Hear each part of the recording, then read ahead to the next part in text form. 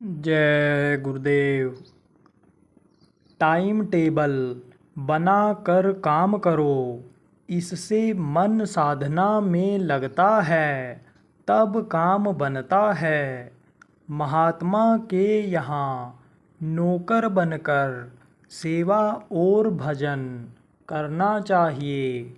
जिनके दरबार में दीन और समर्पण भाव से लग करके भरपूर सेवा और भजन करने पर जो अपने भगत की पूरी जिम्मेदारी ले लेते हैं, मन के घोड़े की लगाम कसने के सरल व्यवहारिक उपाय बताने वाले इस समय के पूरे समर्थ संत सतगुरु दुख हरता उज्जैन वाले बाबा उमाकांत जी महाराज ने सत्संग संदेश में बताया कि एक कहानी के माध्यम से गहरी बात समझाते हुए बाबा जी ने कहा कि एक राजा बोला, कोई उत्तराधिकारी मिल जाए तो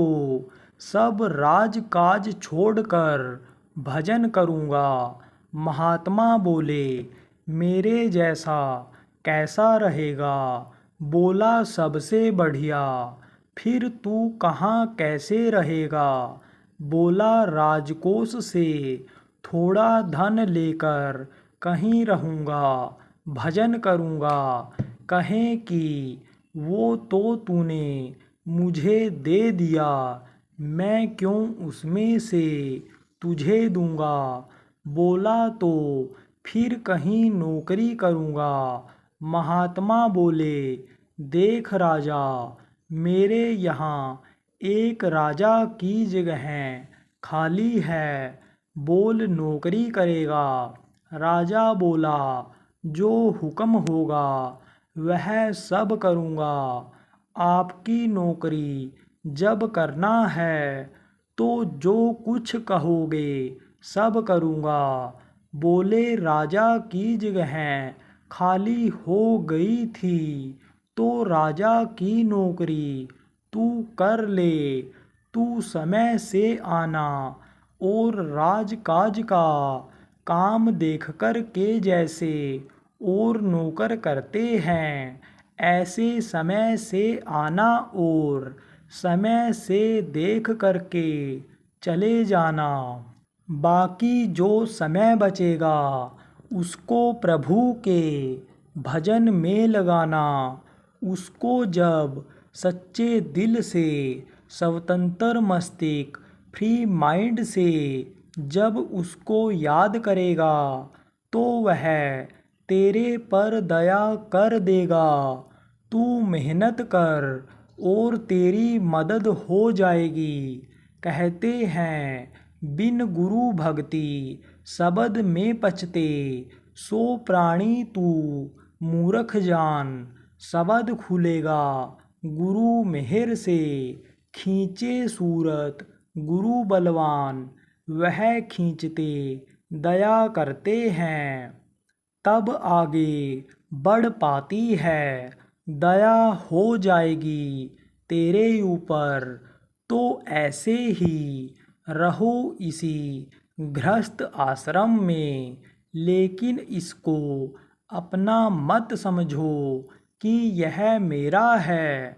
समझो कि हम एक तरह से कर्मचारी उस प्रभु के, गुरु के कर्मचारी हैं और हमको अपने शरीर के लिए खाने कपड़े का इंतजाम करना है, अपने लिए घर बनाना है और हमारे जो आश्रित हैं या लेना देना कर्मों का कर्जा अदा करने के लिए परिवार वालों को जोड़ दिया गया है। इनके लिए भी हमारा फर्ज बनता है। इनके लिए भी इसमें से कुछ समय हमको निकालना है। लेकिन इसी में फंसे मत रहो बहुत काम ऐसा होता है जो थोड़ी देर में ही ख़त्म हो जाता है। जैसे बहुत से लोग घंटों मंजन करते नहाते रहते हैं। कोई कुएं से नल से पानी भरकर लाने वाला मिल जाए तो बहुत से लोग तो 16-18 बाल्टी से नहाते रहते हैं। ऐसे अपना 2 बाल्टी में नहा लिया। बच्चों को खिलाते खिलाते ही लोग ट्रेन छोड़ देते हैं। मोह नहीं छोड़ पाता है। सब काम टाइम टेबल बना कर करो। गुरु महाराज ने बताया कि सब का काम टाइम टेबल बना कर करो।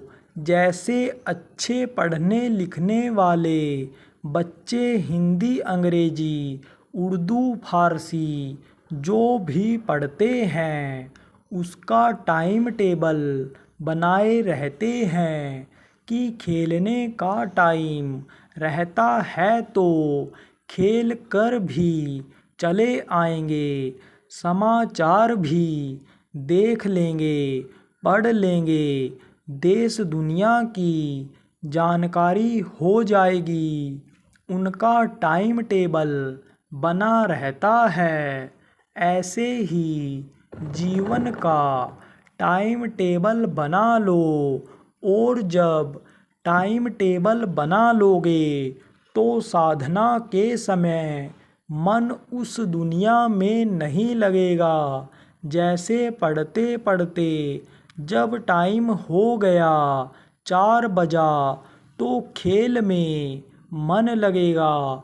चलो थोड़ा खेल आएंगे, व्यायाम हो जाएगा, पेट सही हो जाएगा, नसें ढीली हो जाएंगी, शरीर में रक्त का संचार ठीक से हो जाएगा तो बच्चे का पढ़ाई पर से ध्यान हट जाता है और जितनी देर खेलता है उतनी देर मन उसी में लगा रहता है।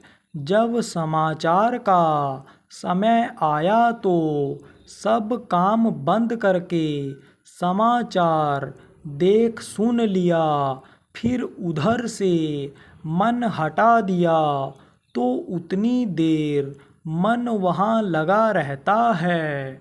मन का रूटीन आदत बन जाती है, तब सब चीज़ों को भूलता है, ध्यान लगाते हैं, शरीर को काम को भूल जाता है। इतनी देर तक मन उसमें लगता है और जब मन लग जाता है तब काम बन जाता है। बगैर मन के लगे हुए काम बनता नहीं है। कंज गुरु किसको कहा है? जहाँ से दुनिया की सारी विद्या ज्ञान धन खत्म होता है, वहाँ से आध्यात्मिक विद्या, आध्यात्मिक ज्ञान, आध्यात्मिक धन की शुरुआत होती है। तो वह होते हैं आध्यात्मिक गुरु। वह क्या करते हैं? जहाँ का जीव तहाँ पहुँचाया। जहाँ से यह जीवात्मा इस मृत्यु लोक में आई है, शरीर में डाली गई है, उसे वापिस वहाँ पहुँचने का काम करते हैं। उन्हीं को शब्द भेदी गुरु कहा गया। किसी ने कंज गुरु कहा, किसी ने समर्थ गुरु कहा, किसी ने सतगुरु कहा। तरह तरह से उनके नाम को लोगों ने पुकारा है। जय गुरुदेव।